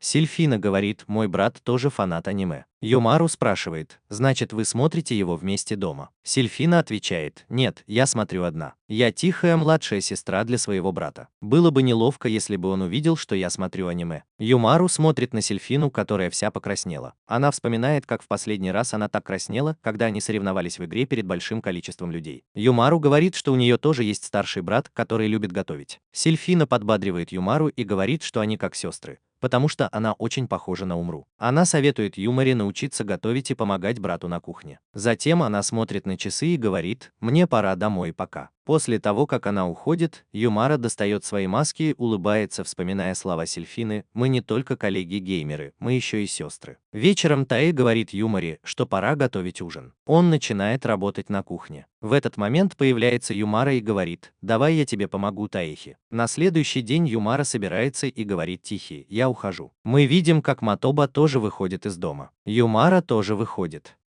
Матоба нервно звонит в дверь и дрожит. Тихи открывает дверь и приглашает ее войти. Он говорит ей, что Камару только что ушла. Матоба так нервничает, что у нее даже руки дрожат. Он говорит: «Ты сказала ей, что придешь, верно?» Она отвечает: «Нет, не говорила». Таэхи говорит: «В прошлый раз печенье было вкусным». Но Матоба говорит: «Ты не можешь так говорить, потому что я случайно дала тебе подгоревшее печенье». Это шокирует Таэхи. Он не ожидал, что она ответит так прямо. Она встает, чтобы уйти, излучая странную ауру, но потом снова садится. Они оба неловко сидят, и Таэхи думает, когда же вернется Юмара. Чтобы разрядить обстановку, он пытается сказать что-то, что пугает Матобу, и она отпрыгивает. Это шокирует Тихи, но потом она возвращается. Уже вечер, а Юмары все еще нет. Внезапно Матоба нервно говорит: «Я случайно дала тебе подгоревшее печенье. Прости меня». Тихий вспоминает все ее странные поступки и понимает, что она пришла сюда сегодня только для того, чтобы рассказать ему об этом. Позже мы видим, как Юмару заглядывает в дверь, понимая, что ее сейчас отругают за то, что она забыла о времени, пока ходила по магазинам. В этот момент Техи замечает ее и говорит: «С возвращением». Когда она заходит, Техи появляется перед ней с грозным видом. Чтобы спастись, она бежит к Матобе и начинает его обнимать. Однажды ночью Техи возвращается домой очень поздно. Он видит, что Чип Юмару уже спит в своей комнате, а на столе рядом с ней стоит нетронутый пудинг. Юмару просыпается и спрашивает Техи, съел ли он ее пудинг. Он говорит, что нет. Она очень расстроена, что ее пудинг пропал. Она начинает крутиться и злиться, говоря: «Тогда куда делся мой пудинг?» Техи говорит: «Смотри, очевидно, что ты его съел». Он вдруг понимает, что не может обвинить ее напрямую. Неправильно указывать на кого-то пальцем без доказательств. Они решают разгадать тайну с пудингом. Юмару говорит: «Я заснула, не успев съесть пудинг». Они делают хомяков судьями, и Техи задает ей вопросы. Она говорит: «Я перекусила колой и чипсами, прежде чем заснула». Техи говорит: «Значит, это ты съела пудинг». Юмару говорит: «Подожди, я всегда доедаю чипсы, прежде чем съесть пудинг, но этот пакет с чипсами еще не пустой». Техи понимает, что она не лжет. Затем она говорит: «Ты действительно устала прошлой ночью. Ты пришла домой очень уставшей, наверное, была голодна, поэтому съела мой пудинг, пока я спала». Техи говорит: «Давай съедим пудинг, это освежит нашу память». Он идет на кухню и начинает готовить пудинг. Наконец он ставит его в духовку, а потом достает из холодильника, где он его остужал. Затем он зовет Юмару и говорит: «Давай поедим пудинг, он уже готов». Юмара подходит к нему, откусывает кусочек и что-то вспоминает. Прошлым вечером, когда ты вернулся домой, он посмотрел на ее пудинг и сказал: «Я положу его в холодильник». Она просыпается и говорит: «Я сейчас его доем». Техи тоже все вспоминает и спрашивает: «Ты съела пудинг, да?»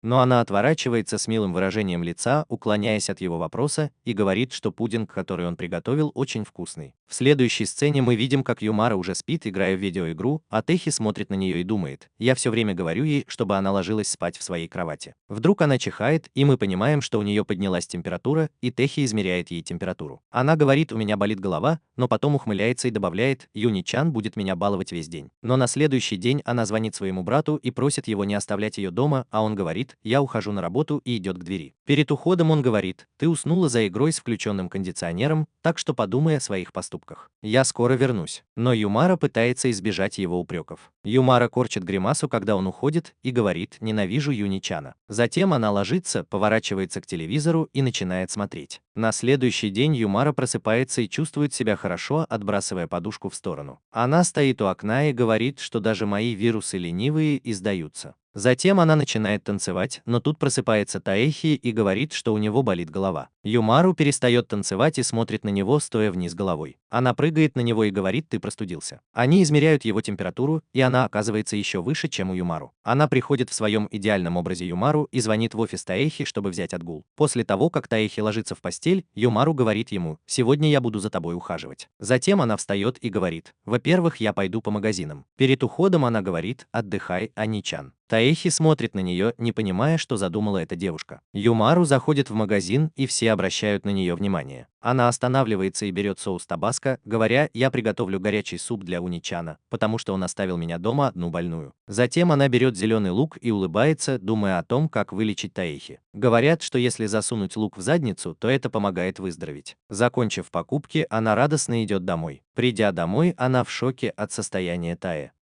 Она плачет, превращается обратно в свой детский облик и паникует, говоря, это уже не смешно.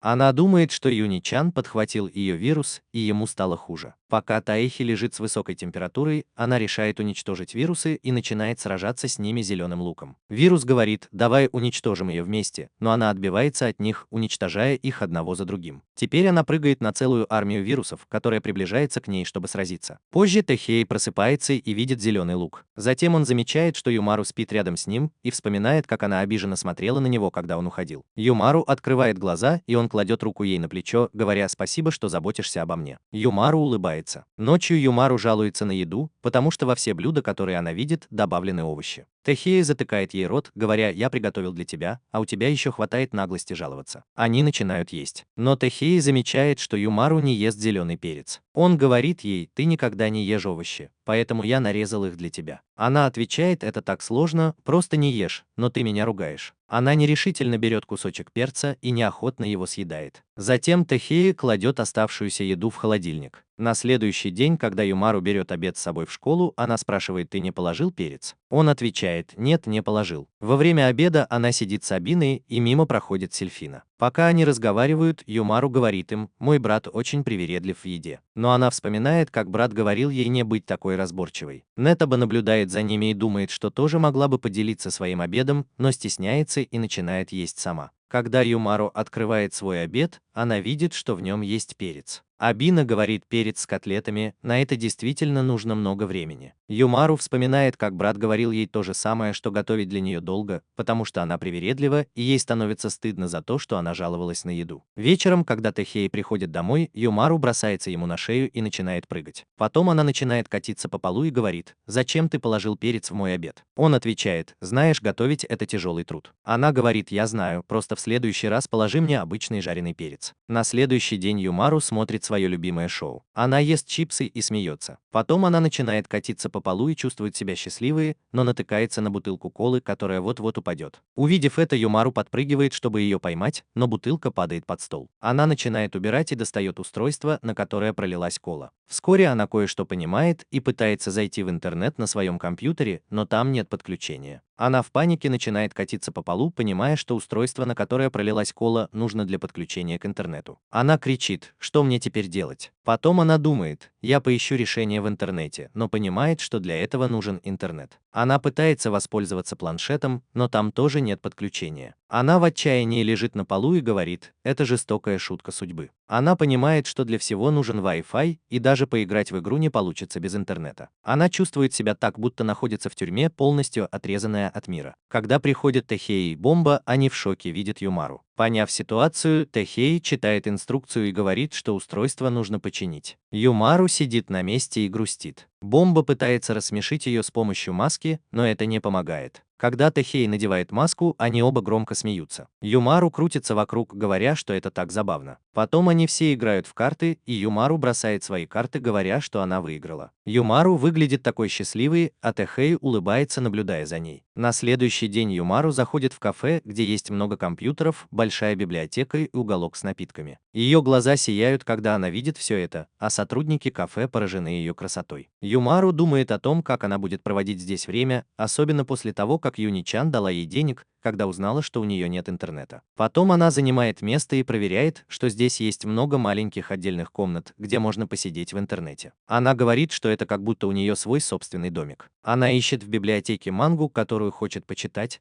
потом кладет колу и книги на стол. Она надевает свою толстовку с хомяком и чувствует себя очень расслабленно. Она включает массажер и чувствует, как будто кто-то делает ей массаж, пока она пьет колу. Теперь она читает мангу и чувствует себя очень расслабленно, а потом заходит в интернет. Проходит несколько часов, и Юмару начинает скучать по дому, поэтому она подходит к стойке, где сотрудник спрашивает, не хочет ли она уйти пораньше. Она отвечает «да» и бежит домой. Дома она надевает свою толстовку и снова превращается в Чи, радостно бежит в свою комнату и зовет брата. В следующей сцене Чи Юмару просматривает листовки, пока Тэхей убирает в доме. Вдруг ее глаза загораются, когда она видит листовку с пиццей, и она говорит «Юни-чан, давай закажем пиццу на обед». В этот момент раздается звонок в дверь, и Тэхи открывает ее. За его спиной появляется Юмару в своем безупречном виде. Это Ибина пришла к ним. Она говорит, что принесла рис Акита, который прислали ее родители. Она краснеет, когда говорит это, и Тэхи благодарит ее за рис. Когда Техи идет за пакетом, у Анны урчит в животе, и она смущенно оборачивается краснее. Техи приглашает ее остаться на обед и говорит, что они могут вместе насладиться рисом Акита. Техи улыбается, думая, что научит Юмару, помешанную на фастфуде, наслаждаться японской кухней. Он начинает готовить. Достает ингредиенты из холодильника, промывает рис и включает газовую плиту. Юмару накрывает на стол, говоря, что хотела бы поесть на улице, раз уж пришла Ибина. Ибина говорит, что живет одна, и ей приятно иногда есть с кем-то. Юмару замечает, что Ибина покраснела, когда она это сказала. Техи приносит домашний рис, и Ибина радуется еде.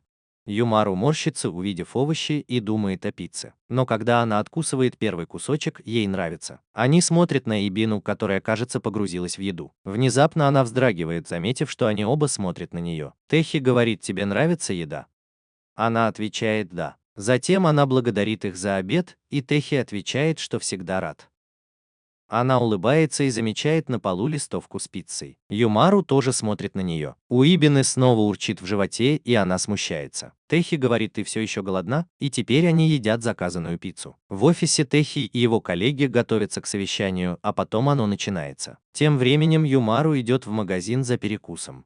Она смотрит на разные закуски, не зная, что выбрать. В ее голове разные личности Чип Юмару спорят, какой вкус лучше. Одна Юмару со злым взглядом говорит, что нужно выбрать самое лучшее. Другая говорит, что лучше всего взять картофельные чипсы. Они начинают спорить, что выбрать. Одна предлагает взять со вкусом огурца, а другие морщатся от отвращения. Номер 5 говорит, что нужно выбрать самое лучшее, а другая Юмару хочет только шоколад. Они начинают драться друг с другом. Из-за такого большого выбора одна Юмару предлагает взять торт, а другие говорят, что о торте не может быть и речи. Одна кричит, что хочет вяленую говядину, а другая кричит, что хочет тако. Они начинают бить друг друга, а потом устают. Потом они спрашивают Юмару без толстовки, и она говорит, что нужно взять что-нибудь, что поднимет им настроение. Позже в тот же день Техи возвращается домой уставший. Юмару смотрит на него. Он кладет сумку и начинает переодеваться. Юмару подходит к нему и дает ему пакетик чипсов за его тяжелую работу в офисе. Он улыбается и благодарит ее. Он радостно говорит, что его предложение на работе приняли, и предполагает, что она купила ему чипсы, чтобы отпраздновать это, потому что была уверена в нем. Юмару выглядит озадаченной, а потом она и другие Юмару в шоке, когда понимают, что она купила чипсы, чтобы подбодрить его после отказа. На следующий день, когда они идут в школу, Юмару рассказывает Ибине, как ее брат был счастлив, когда его предложение на работе одобрили. На следующий день они встречаются, чтобы отпраздновать это. Ибина смущается, вспоминая, как у нее урчало в животе в прошлый раз. В ресторане у Абины снова урчит в животе. Тайхей, глядя в меню, предлагает Ане заказать все, что она хочет. Аня слишком стесняется, чтобы что-то выбрать. Тогда Юмару спрашивает Ану-чан, что она хочет заказать. В замешательстве Ибина говорит: «Я буду то же, что и ты». Юмару заказывает себе и Ибине парфе, и оно выглядит очень аппетитно. Кехи говорит, что оно огромное, и спрашивает, сможет ли она его доесть. Юмару уверенно отвечает, что девушка может съесть парфе в мгновение ока. Затем Ибина делает первый укус, и это так вкусно. Тайхей поражен, что Юмару так быстро ест, и кажется, что ей это нравится. Ибина смотрит на нее и удивляется, что она так быстро ест. Затем она говорит: «Аня, ты почти ничего не съела, не стесняйся». Аня отвечает: «Хорошо», и мы видим, что Ибина наслаждается едой. Она выглядит такой счастливой. Юмару тоже довольна. Наконец они съедают шоколадку и улыбаются, когда заканчивают есть. Тайхей в шоке, что они съели огромное парфе, и просит добавки. На следующий день идет сильный дождь. Тайхей смотрит в окно и говорит, что дождь, похоже, не прекратится весь день. Юмару лежит на полу, и Тайхей спрашивает, что случилось, Юмару. Она берет чипсы и говорит: «Мои чипсы размокли из-за дождя». Она лениво переворачивается на другой бок и говорит, что не может заставить себя что-то делать в такую погоду. Техи смотрит, как она валяется на полу, и не может ее остановить. Он подозревает, что она просто использует погоду как предлог, чтобы ничего не делать. Вдруг он замечает Матобу и пугается, потому что не заметил, как она вошла. Матоба выглядит не очень хорошо и говорит, что каждый раз в сезон дождей чувствует себя разбитой. Вдруг она пугается, потому что вспоминает, как в детстве была одна в темноте. Техи немного пугается и думает, не вспомнила ли она что-то неприятное. Техи говорит: «Хватит, вы обе выглядите неважно».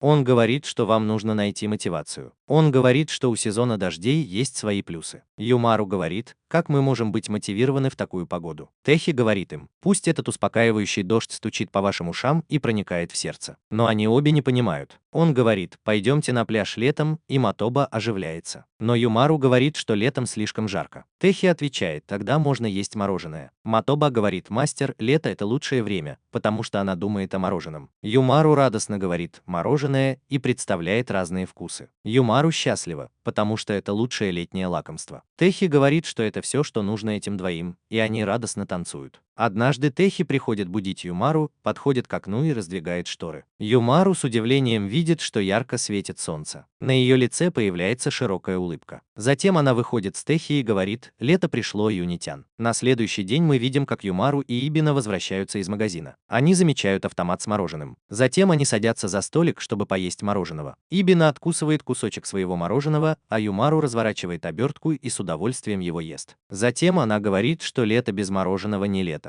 В следующей сцене Юмару играет в видеоигру с Сильфиной. Она выигрывает 2 приза, чем впечатляет Сильфину, но расстраивает сотрудников. Затем они садятся на улице, чтобы поесть мороженого. Юмару учит Сильфину правильно есть мороженое, начиная с того, что нужно облизывать крышку, и они вместе наслаждаются угощением. Дома Матоба обмахивает веером своего хозяина Камару, который смотрит по телевизору на пингвинов в холодных регионах. Затем она говорит, давай поедим мороженого. Матоба удивляется, увидев коробку с разными вкусами. Матоба выбирает мятное мороженое, а Юмару ест фруктовый лед. Юмару радостно кричит, я выиграла. Это пугает Матобу, и она подпрыгивает. Юмару показывает, что она выиграла, и они обе с удовольствием проводят время вместе. Позже той же ночью Тэхэй готовит десерт, похожий на то, что Юмару когда-то ела с Ибиной в ресторане. Он приносит его ей. Она облизывается, глядя на него, оно выглядит очень аппетитно. Они начинают есть, Юмару откусывает кусочек и говорит, что это вкусно. Тэхэй улыбается, видя, что она наслаждается десертом, и вспоминает, что его сестра очень ленивая и эгоистичная. Ведет себя совершенно по-другому в школе и дома, но она его единственная сестра. Позже он ругает ее за то, что она каждый день съедает много мороженого и даже купила холодильник. В следующей сцене мы видим, как мужчина разговаривает со своей семьей и предлагает поехать на машине. Он говорит, что у них большая машина Дакинтия. Все радостно соглашаются и готовятся к поездке. Это машина, в которой можно увезти весь дом. В этот момент мы понимаем, что Юмару смотрит по телевизору рекламу автомобиля. Она мечтает о том, чтобы спать в этой просторной машине, и ее глаза сияют. Она подходит к Техи и говорит, что Бомба сказал, что у тебя есть права. Техи отвечает, да, он и его длинный язык. Она добавляет, ты обещал отвезти нас на пляж? Давай поедем на пляж. Техи вдруг понимает, что Юмару хочет выйти на улицу, ведь она всегда сидит дома. Это отличная возможность вывести ее куда-нибудь, и он соглашается посмотреть несколько машин. В автосалоне продавец пытается убедить Техи, пока Юмару рассматривает машину. Техи разговаривает с продавцом, а Юмару зовет его из машины. Они подходят к ней, но машина стоит слишком дорого, 3 миллиона иен. Техи спрашивает Юмару, разве эта машина не слишком большая для нас двоих? Она отвечает, если мы поедем куда-нибудь с друзьями, нам нужно больше места. Техи представляет, как они все вместе отправляются в путешествие, а Юмару думает только о своем комфорте. В этот момент появляется продавец и пугает Техи. Юмару говорит, поехали. Они готовятся к поездке, продавец желает им счастливого пути. Юмару говорит, Уни-чан, поехали, и Техи соглашается. Милая девушка показывает им флажок, сигнализирующий о начале поездки, и они отправляются в путь. Юмару превращается в свою мультяшную версию и надевает толстовку с капюшоном. Она превращает все сиденья в удобную кровать и радостно устраивается на них, восклицая, как много места. Она в восторге от того, что нашла ТВ, и начинает смотреть. День сменяется ночью, а они продолжают наслаждаться поездкой. Позже они приезжают на пляж, где Юмару отдыхает в машине. Ночью они смотрят на небо и спокойно спят в машине. На следующий день, когда Юмару наслаждается поездкой, машина замедляет ход. Она спрашивает Тэ, что случилось. Тэ весь в холодном поту, потому что немного боится ездить по местным улицам, где много людей. Он едет дальше, видит собаку и внезапно останавливается, боясь попасть в аварию. Хозяин собаки в смешной маске. Тэ едет дальше, но снова останавливается, увидев испуганную кошку. В воспоминаниях Бомба сказал Техи,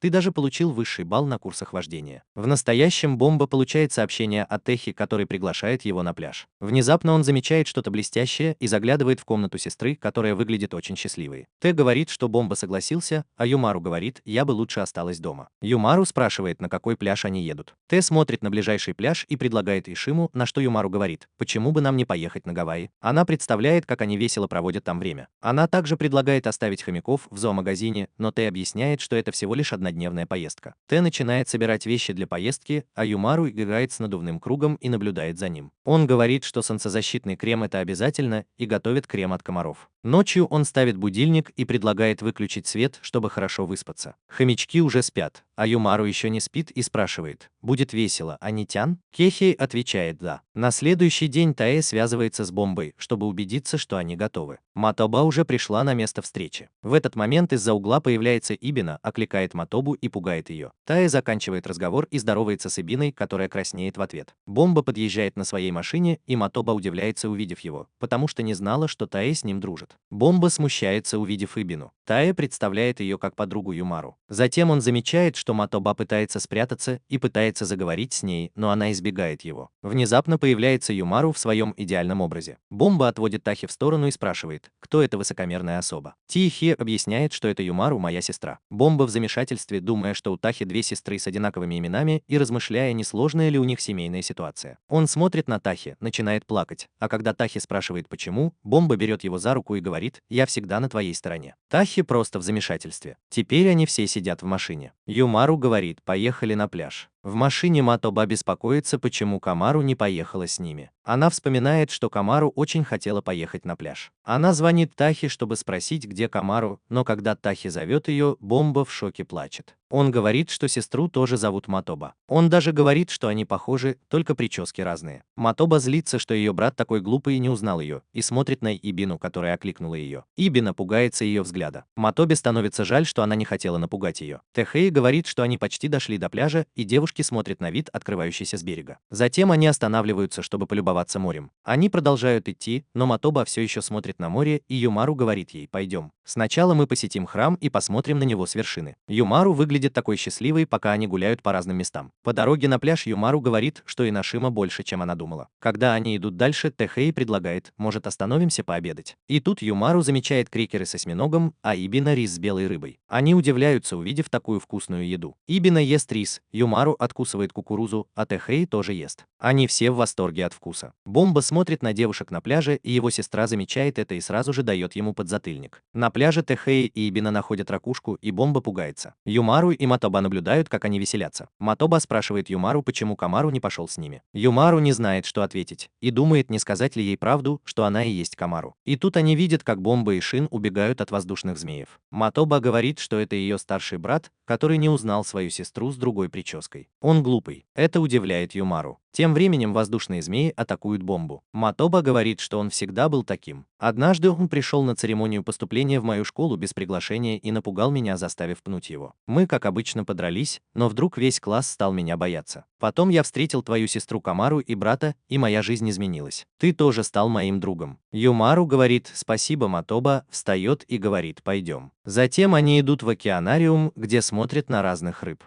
Юмару говорит: «Ты же хотел сходить в океанариум, да?» Я слышала от Камару. Извини, что она не смогла пойти. У нее были какие-то срочные дела. Матоба говорит: «Хорошо, что она не заболела». Юмару благодарит ее за то, что она составила компанию Камару. Тут Бомба говорит: «Хотел бы я, чтобы моя сестра тоже была здесь. Она любит океанариумы». Затем он говорит: «С тех пор, как я был на ее школьной церемонии, она меня избегает. Может, мне стоило остаться дома». Услышав это, Матоба чувствует себя виноватым и пытается заговорить. Но Ибина говорит: «Нет такой сестры на свете, которая бы не обрадовалась приходу брата». Юмару и Матоба смотрят на нее, а Тахеи и Бомба удивляются. Она похожа на ангела, спустившегося с небес. Бомба понимает это и начинает плакать. Ибина спрашивает, что случилось. Он говорит: «Я уже давно не чувствовал доброты. Хотел бы я, чтобы моя сестра была такой, как ты». Это злит Матобу, который собирается его побить. Теперь Бомба весь в синяках, и Тахей говорит: «Он так ничему и не научился. Иди развлекайся на пляже, я присмотрю за ним». В следующее мгновение девочки бегут к воде. Зайдя в воду, Юмару говорит: «Как же здесь хорошо». Затем она смотрит на Ибину и Матобу, а Ибина пытается убедить ее искупаться. В этот момент налетает волна и выносит их на берег, где они видят Сильфину. Сильфина говорит, что это отличная возможность посоревноваться, раз уж мы снова встретились. Умару говорит, что мы здесь в отпуске, так что давайте просто наслаждаться. Сильфина говорит, что если вы настаиваете, то ладно, давайте наслаждаться. Они начинают играть в воде. Брат Сильфины наблюдает за ними с яхты. Затем они строят замок из песка, который тут же смывает волной. Они собирают ракушки, а потом играют в мяч в воде. Юмару выглядит счастливой, и Сильфина веселится вместе с ними. Тэхей приносит Бомбе, которая все еще лежит, холодный напиток, а потом садится рядом с Юмару. Юмару веселится вместе с Сильфиной, они брызгаются водой. Тэхея улыбается, видя, что Юмару действительно веселится. Позже девушки сидят на пляже и смотрят на закат. Юмару говорит, что давайте еще потусим вместе. Сильфина говорит, что это было бы здорово, и остальные соглашаются. Вид на закат выглядит очень красиво. Потом Бомба отвозит их домой. Кехей проверяет, как там Юмару, которая крепко спит вместе с подругами. На следующий день по дороге домой Бомба снова жалуется на скучную жизнь. Тэхей замечает плакат с изображением горы и говорит, что в следующий раз они поедут туда отдыхать. Когда он возвращается домой, он спрашивает Юмару, не хочет ли она в следующий раз пойти в поход. Она говорит, что пойдет, если он ее понесет, и жалуется, что он забыл взять ее мангу Дзюнпу, что злит Тэхея. Давайте поставим цель набрать 1 миллион лайков. Мы будем снимать еще более красивые видео. И что вам больше всего понравилось в этой истории? Я всегда читаю все ваши комментарии. Так что пишите прямо сейчас и не забывайте, что вы лучшие.